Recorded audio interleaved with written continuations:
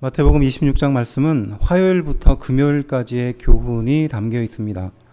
예수님을 죽이려고 의논하는 것이 1절부터 5절까지 등장하고요. 그 다음에 향유를 머리에 부은 사건이 6절부터 13절, 그리고 가룟 유다의 배반이 14절부터 16절, 그 다음에 최후의 만찬의 사건이 17절부터 30절, 그리고 베드로가 부인할 것을 예고하는 장면이 31절부터 35절, 그리고 겟세마네에서 예수님이 기도하는 장면이 36절부터 46절까지, 그리고 예수님께서 잡히시고 공회에 서는 것이 47절부터 68절, 그리고 베드로가 부인하는 것이 69절부터 75절까지 등장합니다.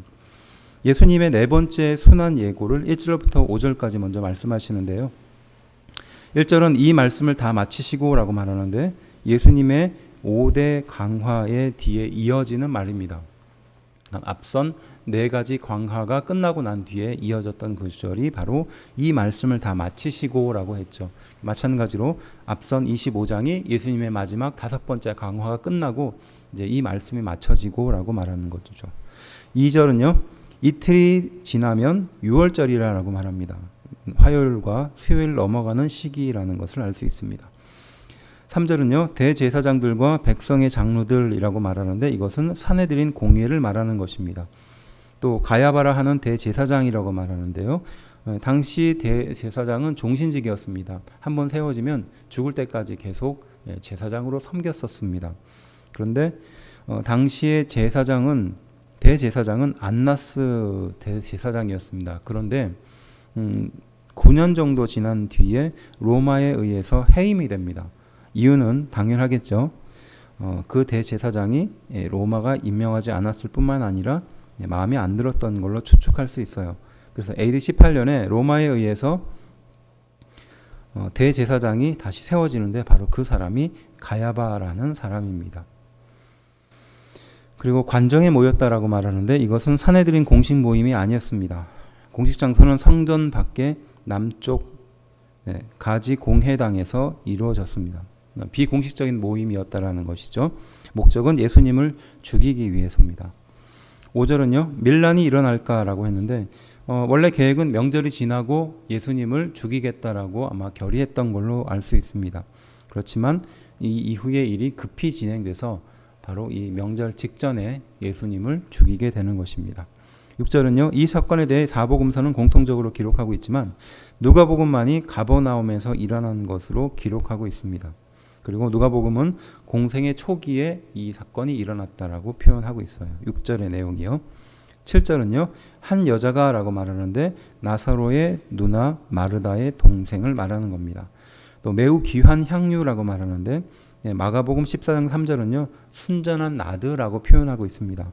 나드 향나무의 뿌리에서 추출한 이 향은요, 300데나리온이었다고 하는데요. 이것은 노동자 1년의 품삯에 해당되는 것입니다. 굉장히 큰 돈이었겠죠. 10절은요, 예수께서 아시고라고 말하는데 제자들의 완악한 마음을 아셨다라는 뜻이기도 합니다. 12절은요, 내 장례를 위하여라고 말하는데요. 죽은 자에게 향을 붓는 당시의 관습을 말하는 것입니다. 근데 실상 예수님께서 돌아가셨을 때 그 이후에 예수님의 몸에 향유를 부었을까 좀 묵상하게 되는 구절입니다. 내용들을 좀 이해하면 예수님께서 돌아가시고 난 이후에 향을 붓지는 못했을 것이라고 생각할 수 있습니다. 그래서 이 여자가 바로 예수님께서 죽기 직전에 이렇게 대신 장례를 치러줬다라고 볼 수 있는 것이죠. 15절은요, 은 30이라고 말하는데 이것은 당시 노예의 값어치와 같습니다. 그러니까 노예를 매기는 값이 바로 은 30이었던 것이죠. 그리고 이것은 스가랴 11장 12절의 예언이 성취된 것입니다. 그리고 17절은요, 무교절이라고 말하는데 이건 니산월 15일부터 21일, 그러니까 일주일 동안 누룩 없는 떡을 먹었던 그 절기를 말하는 겁니다. 근데 이게 우리가 생각하는 것처럼 15일하고 20일이니까 그 날짜 중에 하나라고 생각하기 쉬우나 다른 관점에서는 유대인의 6월절 준비를 위해서 이 누룩 없는 빵을 준비한 것이 이틀 전부터 했다고 하거든요. 그래서 니산월 12일로 보기도 합니다. 6월절 잡수실 것이라고 말하는데 이것은 어린 양 고기와 떡과 포도주와 쓴 나무를 말하는 겁니다. 그리고 23절은요. 그릇에 손을 넣는 이라고 말하는데 당시 그릇은 우리가 생각하는 그릇과는 좀 다르겠죠. 좀 쉽게 이해하면 샐러드를 담는 그릇 정도라고 이해하면 좋겠습니다. 과일을 으깨고 식초를 혼합했었습니다. 그리고 거기에 스프가 있었는데요. 거기에 빵을 찍어 먹었습니다. 그래서 그 빵을 먹기 위해서 손을 그릇에 함께 넣었었던 것을 말씀하시는 겁니다. 24절은요. 기록된 대로라고 말하는데 마찬가지로 이사야 53장 7절부터 9절까지 말씀에 기록된 대로 또 예언된 대로를 말하는 겁니다. 그리고 차라리 나지 아니하였더라면 이라고 말하는데 이것은 당시에 비극적인 운명에 처해졌던 것을 관용적으로 랍비들이 사용했었던 문장이었습니다. 26절은요. 이것이 내 몸이니라 라고 말하는데 이것은 곧 십자가에서의 고난을 상징하는 것이죠. 이것을 가톨릭에서는 화채설이라고 해서 바로 그 기도하는 순간 실제로 예수님의 몸이 또 피가 임한다라고 잘못 알고 있습니다. 하지만 기독교에서는 이것에 대해서는 기념하는 것, 상징하는 것이라고 알고 또 그렇게 지키고 있습니다. 28절은요.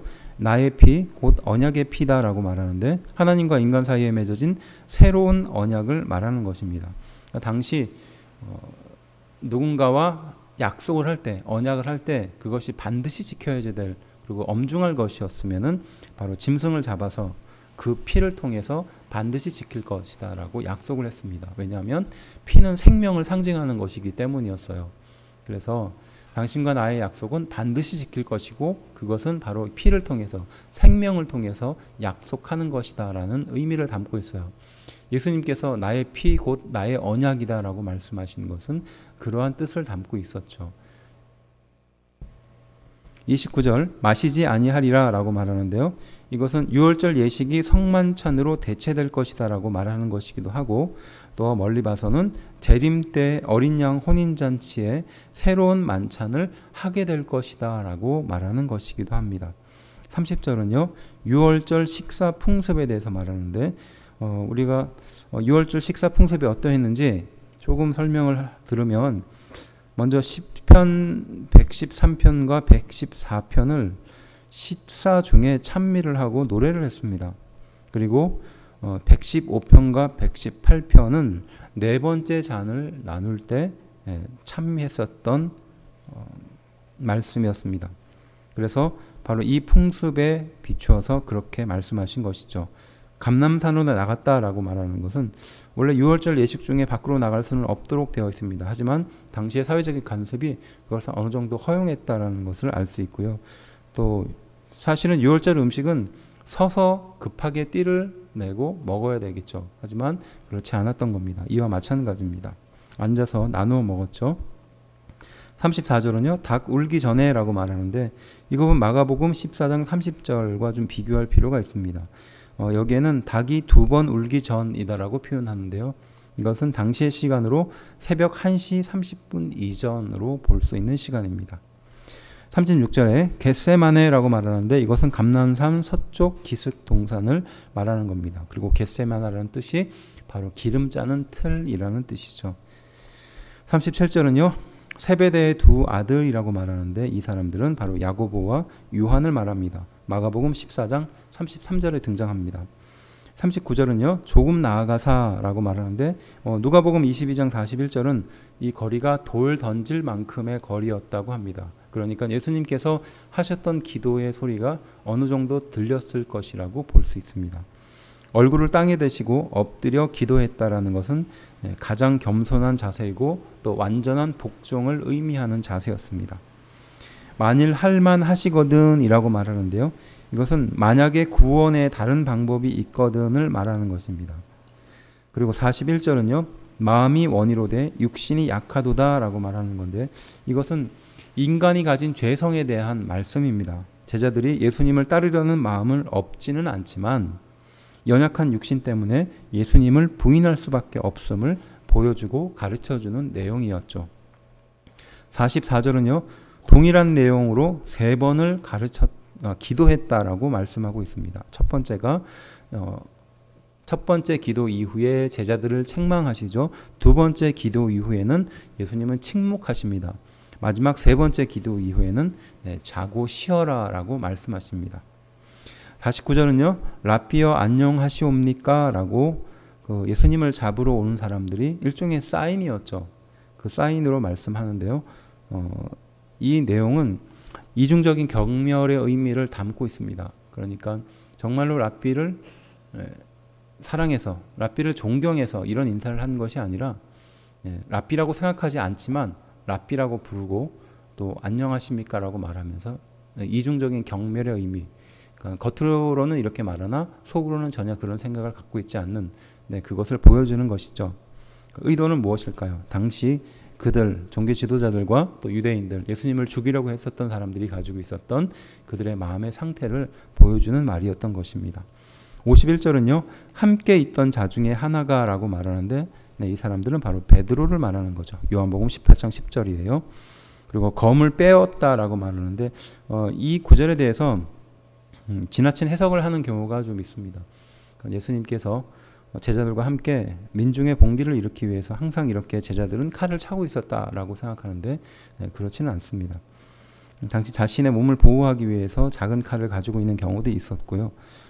그들이 굳이 예수님의 제자들이 이렇게 혁명을 도모하기 위해서 늘 칼을 가지고 있었다 이렇게 해석하는 것은 좀 지나친 해석이고 좀 잘못된 해석으로 볼 수 있습니다. 53절에요. 12군단 더 되는 천사라고 말하는데 이건 당시 로마의 기준에서 한 군단은 보병 6,100명과 마병 726명. 이 굉장히 큰 숫자죠. 이게 바로 12군단이라고 해서 곱하기 12죠. 그러니까 엄청난 그 천사들이 내려올 수도 있다라는 것을 말하는 것입니다. 그럼에도 불구하고 예수님은 그들에게 붙잡히고 가셨다는 것입니다. 57절은요. 요한에 의하면 가야바 장인 안나스에게 먼저 신문을 받고 난 이후에 가야바에게 간 겁니다.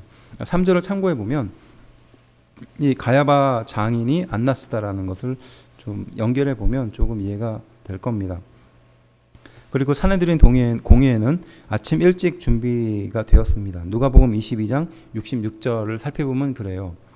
그런데 이것은 바로 당시에는 흔치 않았던 그런 행동이었습니다. 왜냐하면 당연히 낮에 했었던 이 회의였었는데 아침 일찍 모든 것을 완전히 준비해서 예수님을 죽이겠다라고 생각했던 것이죠.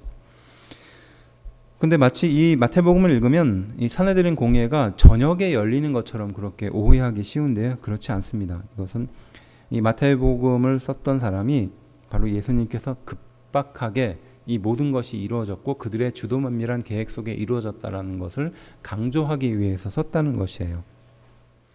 그래서 밤에 열린 것처럼 말하는 이유가 무엇인가? 이건 좀 연구해야 될 필요가 있겠죠. 60절은요. 두 사람이라고 말하는데 선고를 위해서 두 사람 이상의 증언이 필요하기 때문에 그렇습니다. 신명기 17장 6절 말씀이죠. 65절은요. 옷을 찢었다라고 말하는데 이건 당시 유대인의 분노를 표시했었던 한 방법이었습니다. 그리고 참남한 말을 하였다라는 것은 하나님을 모독하는 말을 했다라는 뜻이죠. 68절은요. 너를 친 자가 누구냐라고 말하는데 눈을 가리고 때리고 또 맞추도록 했었습니다. 그러니까 예수님을 붙잡아서 눈을 가리게 하고 보이지 않는 곳에서 때린 다음에 누가 때렸는지 맞춰봐라 이런 놀이를 했던 것이죠. 내가 만일에 선지자라면 맞힐 수 있을 것이다 라고 사람들이 그렇게 예수님께 말했던 겁니다. 모멸감이 굉장히 컸었을 겁니다. 69절은요. 한 여종이라고 말하는데 베드로의 첫 번째 부인 대상입니다. 그리고 두 번째는 다른 여종이라고 71절에 등장합니다. 우리는 이 구절을 통해서 베드로가 예수님을 부인하게 되는 그 말을 하게 되는 그 대상이 있었을 겁니다. 근데 그게 대단히 능력 있거나 또 권세 있었거나 아니면 힘 있는 사람이 아니라 한 여종에 의해 말에 예수님을 3번씩이나 부인하게 된다는 것을 우리는 이 구절을 통해서 알게 됩니다. 73절은요. 내 말소리가 너를 표명한다 라고 말하는데 이것은 베드로의 발음을 말하는 것입니다. 베드로의 발음이 소위 말해서 사투리를 썼던 것이죠. 그래서 그것을 보고 사람들이 베드로가 예수님의 제자라는 것을 눈치챘었던 겁니다.